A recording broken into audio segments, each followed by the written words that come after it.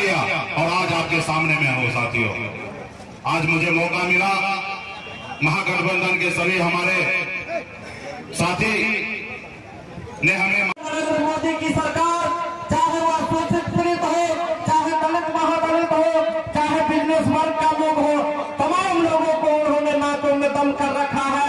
आज हमारे राष्ट्रीय जनता दल के नेता आदरणीय बाबू लालू प्रसाद यादव जी को बेवजह जेल में फंसाने का काम किया है और उन्होंने जेल में है। आज सूबे बिहार में महागठबंधन की आंधी चली है, महागठबंधन के आवाज को बुलंद करने का काम किया है। आज सूबे बिहार में आदरणीय नेता तेजस्वी यादव के नेतृत्व में आज पूरे बिहार में महागठबंधन के चारों सीट पर हम लोगों का जीत निश्चित है। आप चाहे बेगूसराय का बात लीजिए, नरेंद्र मोदी की सरकार, चाहे वह शोषित पीड़ित हो, चाहे दलित महादलित हो, चाहे बिजनेस वर्ग का लोग हो, तमाम लोगों को उन्होंने नाकों में दम कर रखा है। आज हमारे राष्ट्रीय जनता दल के नेता आदरणीय बाबू लालू प्रसाद यादव जी को बेवजह जेल में फंसाने का काम किया है और उन्होंने जेल में है। आज सूबे बिहार में महागठबंधन की आंधी चली है, महागठबंधन के आवाज को बुलंद करने का काम किया है। आज सूबे बिहार में आदरणीय नेता तेजस्वी यादव के नेतृत्व में आज पूरे बिहार में महागठबंधन के चारों सीट पर हम लोगों का जीत निश्चित है। आप चाहे बेगूसराय का बात लीजिए, पैदा करके हमको सामाजिक रूप में बांट करके इस व्यवस्था के में भागलपुर में सरेश कुमार मंडल उम्मीदवार है, गलौता जाति से है, इस बार भी अपार मत से चुनाव जीतने जा रहा है। आप लोगों से आग्रह है कि इस आरक्षण के सवाल को लालू यादव और ये वीआईपी पार्टी मुकेश की लड़ाई नहीं है, ये मान सम्मान अधिकार की लड़ाई है, ये आरक्षण की लड़ाई है, हक हुकूक अधिकार की लड़ाई है। इस लड़ाई को फतह करना है और इस लड़ाई को जब तक आप फतह नहीं करेंगे आप नहीं जीत पाएंगे। मैं धन्यवाद देना चाहता हूँ सानपुर मुकेश सहनी को, जिन्होंने पूरे बिहार में मेहनत करके ये तमाम जाति के जो पिछड़े दबे कुचले लोग थे उनको जगा करके एक मंच पर लाने का काम किया। और आप यहाँ से शंखनाद करें कि आपकी चट्टानी एकता महागठबंधन के साथ रहे और जहाँ भी बिहार में महागठबंधन के उम्मीदवार है आप उनको जिताने का काम करें। ये मोदी जी जब राम मंदिर का मुद्दा समाप्त हो गया तो इन्होंने देश में, जबकि 24 घंटा पहले कहा गया कि आपके यहाँ बहुत बड़ी घटना होने जा रही है, 2400 सैनिक जा रहा था और इंटेलिजेंस विभाग सारा विभाग कह दिया, सेना के लेफ्टिनेंट ने कहा कि मेरे सैनिक को हवाई जहाज से भेजो, लेकिन 40 गरीब का बेटा शहीद हो गया और कहा कि बहुत बड़ा अपराध हुआ और दो पहाड़ के बीच में पाकिस्तान ने बम गिरवाया और सारा मीडिया बिक गया, सारा मीडिया कहने लगा 150 मर गया, 200 मर गया, 250 मर गया, 300 मर गया, यहाँ तक मीडिया झूठा बोला 400 लोग मर गया।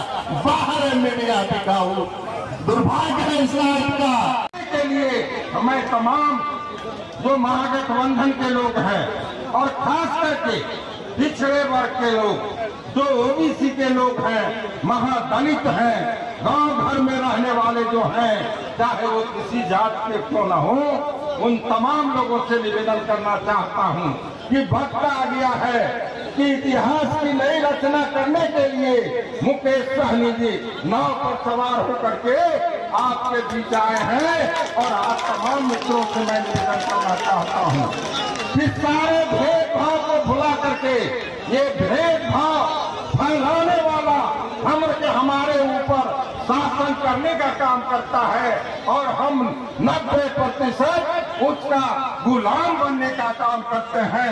अब उसकी गुलामी हम नहीं सहेंगे, हम 91 बनेंगे, नेक बनेंगे, अपना हक अधिकार ले करके रहेंगे। इन्हीं शब्दों के साथ मैं खगड़िया के तमाम अपने अभिभावक मित्रों, तमाम मतदाता मालिकों से, देवियों, सज्जनों से निवेदन करना चाहता हूँ कि हम समाज में ये बांटने का काम करता रहा है और उस बांटने वाले के बातों में आकर के हम लोग आपस में लड़ने का काम करते रहे हैं। अब ये लड़ाई नहीं होगी, ये लड़ाई वहां से होगी जहां हमको जाना है। एक ही लक्ष्य रखना है, सारे भेदभाव को भुला करके, और एक एक बटन नार छाप पर आगामी 23 मई को लगाना है। इन्हें और अपने नेता आदरणीय लालू प्रसाद जी के आन और शान को, और वो जो वहां जेल में पड़े हुए हैं लेकिन उनकी शान, उनकी निगाह ये खगड़िया की जनता के तरफ टकटकी लगा करके देख रहा है। उन्होंने हमारे बीच में सहनी जी को भेजा है और हमारा ये कर्तव्य होता है कि उनके आन और शान की रक्षा के लिए अपने को कुर्बान करके मुकेश सहनी को बच्चों ना छाप पर बटन दबा करके देश विजय करके पार्लियामेंट में भेजना है। जब तक पार्लियामेंट में 90 की आवाज नहीं बुझेगी ये देश गुलामी के शिकंजे से मुक्त नहीं होगा। हम नहीं कहते कि हम गुलामी से मुक्त हुए हैं, हम मुक्त तब। विस्तार से आपने तमाम वक्ताओं को सुनने का काम किया। मैं 2-3 बात आपसे कहना चाहता हूँ। सबसे पहले तो ये भीड़ ही बता रही है कि जीत हमारी पक्की है। मैंने 2009 में इसी चुनावी सभा में आप लोगों को कहा था, आप लोगों ने मेरी बात नहीं मानी, जिसका नतीजा आज आप लोग भोग रहे हैं। मैंने कहा था कि ये देखने में उस गुलाब की तरह है जो देखने में बहुत खूबसूरत है लेकिन उसके अंदर खुशबू नहीं है। और आप लोगों ने एक बार तो हराया, दूसरी बार जिताने का काम किया। क्या मिला, क्या किया, क्या नहीं किया, ये तो मुझसे बेहतर आप बता रहे हैं। और लोगों ने भी बताया कि सिमरी बख्तियारपुर में 2-3 बार विधायक रहे हैं, लेकिन सिमरी बख्तियारपुर में उनके घर तक जाने की सड़क भी नहीं है।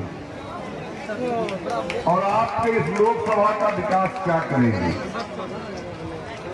हम सिमरी बख्तियारपुर विधानसभा के बारे में आपको इतना जरूर, संविधान आपका खतरे में है, निर्णय आपको लेना है कि संविधान को बचाना है, संविधान को बचाना है।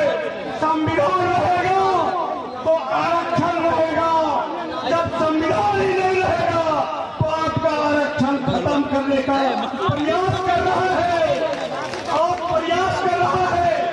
आप पूरे देश में एक लालू प्रसाद है जिसको आपकी आवाज को, आपकी आवाज को नरेंद्र मोदी की सरकार, चाहे वह शोषित पीड़ित हो, चाहे दलित महादलित हो, चाहे बिजनेस वर्ग का लोग हो, तमाम लोगों को उन्होंने नाकों में दम कर रखा है।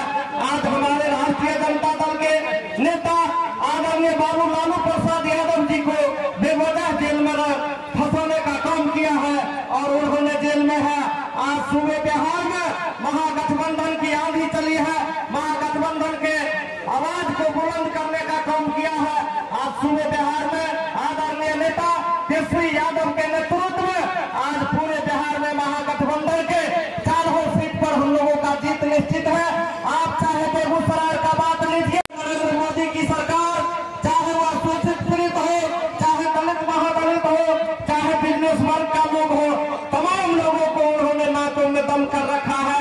आज हमारे राष्ट्रीय जनता दल के नेता आदरणीय बाबू लालू प्रसाद यादव जी को बेवजह जेल में फंसाने का काम किया है और उन्होंने जेल में है। आज सूबे बिहार में महागठबंधन की आंधी चली है, महागठबंधन के आवाज को बुलंद करने का काम किया है।